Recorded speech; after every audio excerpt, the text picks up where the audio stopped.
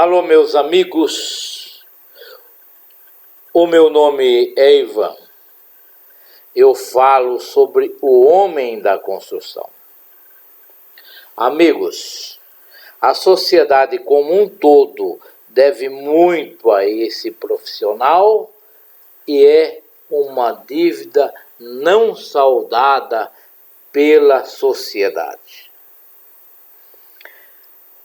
Desde os primórdios da civilização e até os dias atuais, se nós voltarmos o nosso cérebro para um passado distante, nós veríamos esse trabalhador construindo as monumentais obras egípcias ou as muralhas da China, e séculos depois, nos encantando com as construções greco-romana, depois com as obras da Renascença.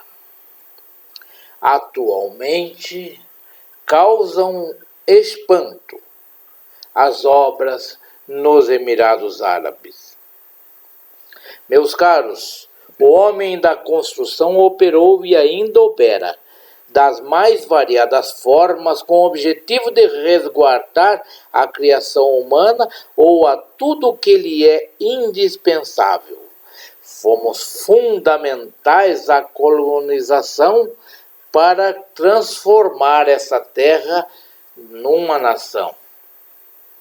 Há registros de que em 1509 já haviam edificações em São Vicente, feita por degredados, portanto, antes do português Martim Afonso, aquele que fundou a primeira cidade brasileira.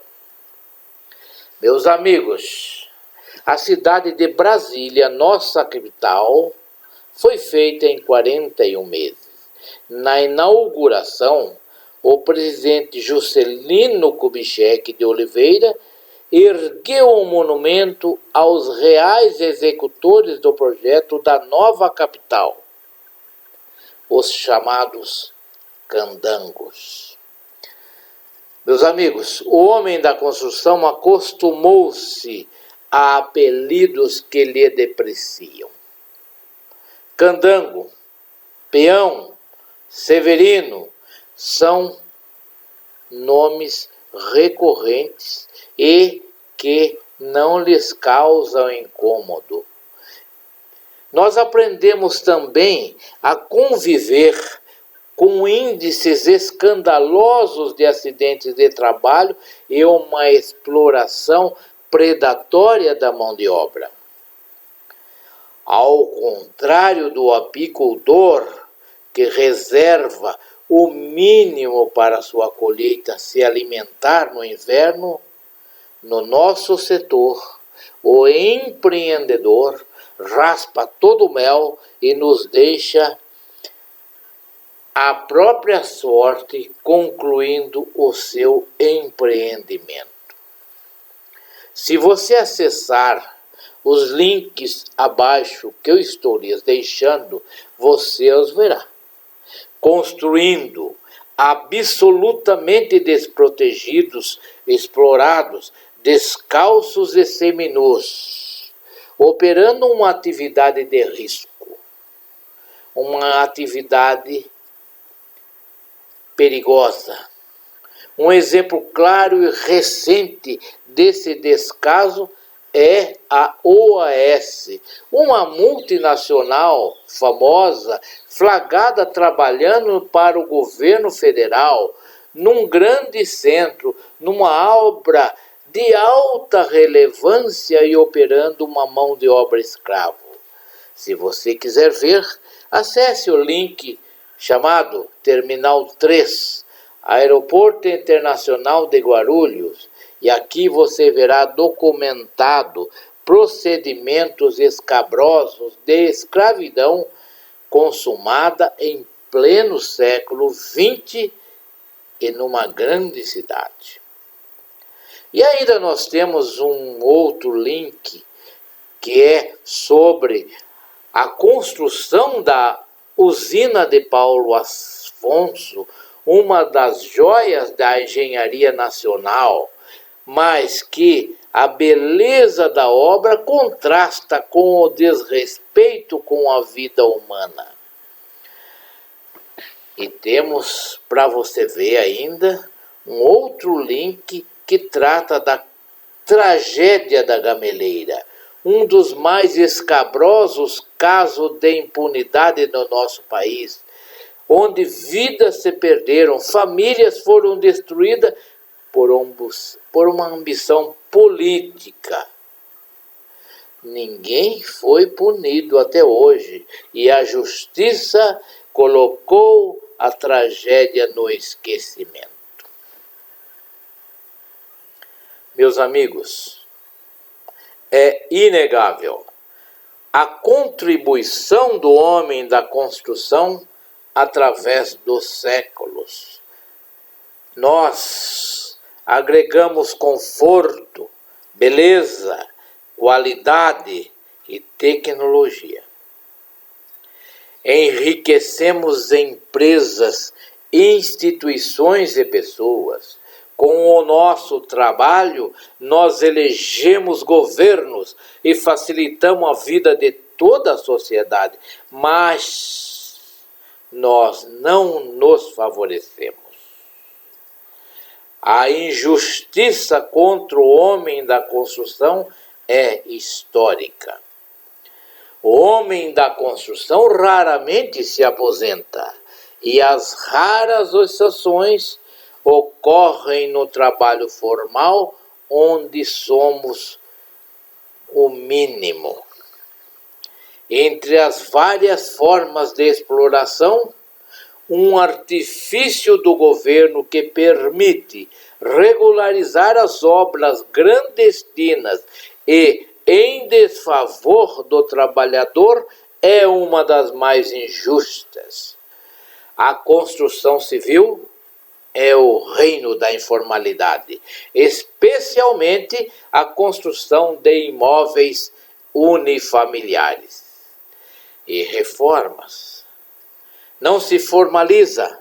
O INSS não fiscaliza o recolhimento previdenciário, pois é vantajoso para a autarquia efetuar cobrança posterior ao serviço e não ter o registro do contribuinte, o justo detentor dos direitos dessa contribuição. Há mais de 2 décadas, através de um artifício legal, o INSS arrecada bilhões de reais do setor construção civil e não paga outros bilhões que seriam a contrapartida desses trabalhadores.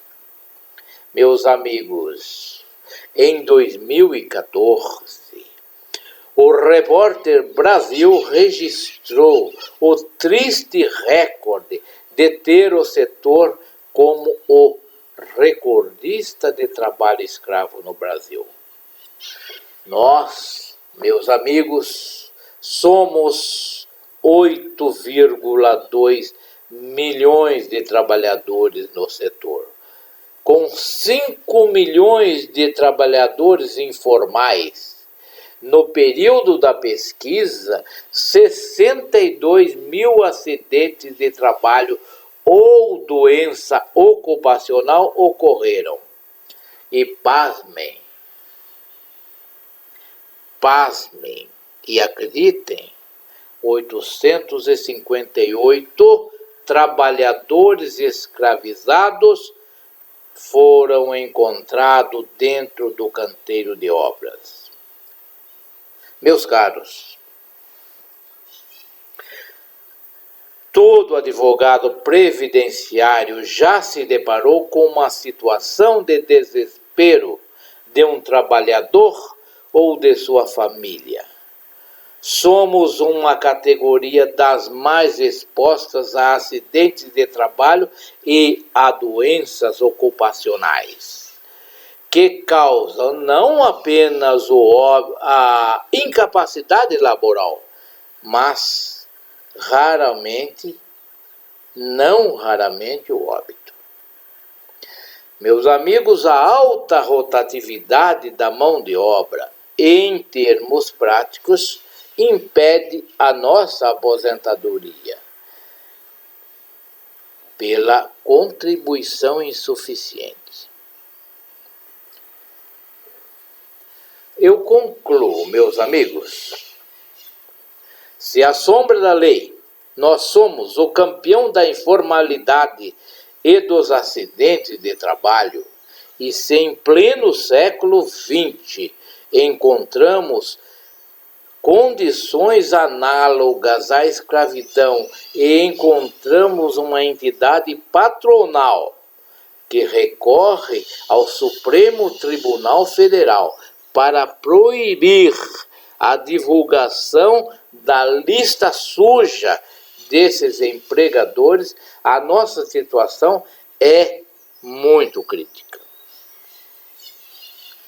O mestre Adoniran Barbosa denunciou a situação paupérrima alimentar desse trabalhador com a música Torresmo à Milanesa. E Zé Ramalho nos emociona com a música Cidadão. Amigos, a advogada Glauci Meire de Oliveira Ribeiro escreveu na sua tese de mestrado sobre o empreendedor de construção civil. Abra aspas e leia-se. Não se pode contar com a compaixão dos mesmos para com esses trabalhadores. E o direito se revela como instrumento incapaz de tornar efetivo esse conceito no mundo. Já se sabe que o direito não é capaz de garantir a esses trabalhadores os benefícios.